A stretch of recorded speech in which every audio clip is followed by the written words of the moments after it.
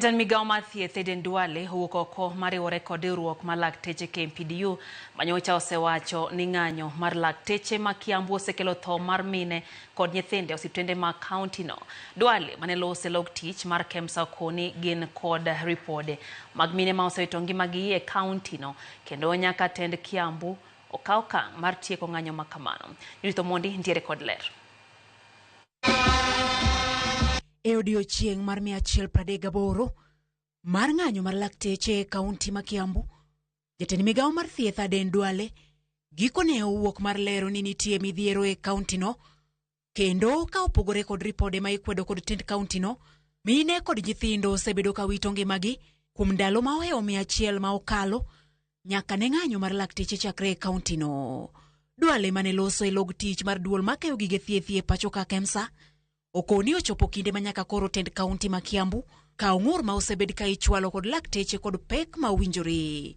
And the maternal mortality rate in that county is very high. We have evidence. So when you are a leader, don't live in denial. You have been elected to serve the people of Kenya. So if some counties don't want to fix their health sector, then you don't blame us. And the unions are not part of the MOH. You know, I saw a governor saying that we have gone to bed with the union. We have solved our problem with the union. Solve your problem with the union.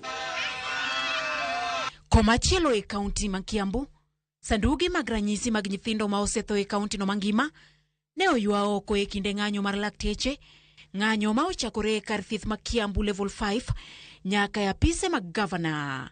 Ka koro yamo loko, kendo jagoro maduong' mar riwruog lakteche Dr. Jotuale okoni gichako choko sei 120 odiochieng' makiny mar duoko telo mar kaunti no ne sirikal mamalo. Governors or county mandarins decides not to resolve a problem with workers and instead perpetrate suffering with the people.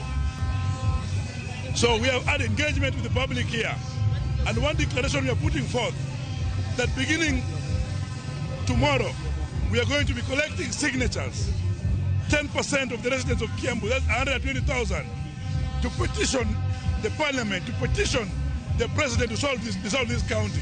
Article 1 of the Constitution puts sovereign power to the people. When we were faced with inaction and a very loud silence by the county government of Kiambu, we had no other option other than to resort to the employers of the leaders of Kiambu, and that is the people. Atela bende okoni tend counties duto ka okalo kuom riwruok mar governors mondo miyo ikre ne barua magibiro chiwo ayanga tarik 24 dweni mar chiwo ripod ng'anyo mar lakteche magichano bago e counties duto mapacho ka kaka ranyisi mar bedo e achiel kod county ma Kiambu. We are meeting on 24th of this month as NAC, that is next week, to give a nationwide strike notice.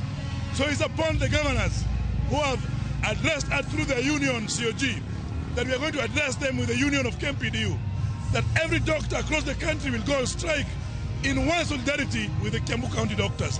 This notice will be out on 24th and served to counties on 25th of this month. Ma biro e kinde mabende pod nitie ywaruok e kind riwruoge mag thieth ma jogegi ne ondiki e bwo rak mar Universal Health Coverage ma pod bandho ndiko e yo ma ongirore. Judith Omondi, Ramogi TV.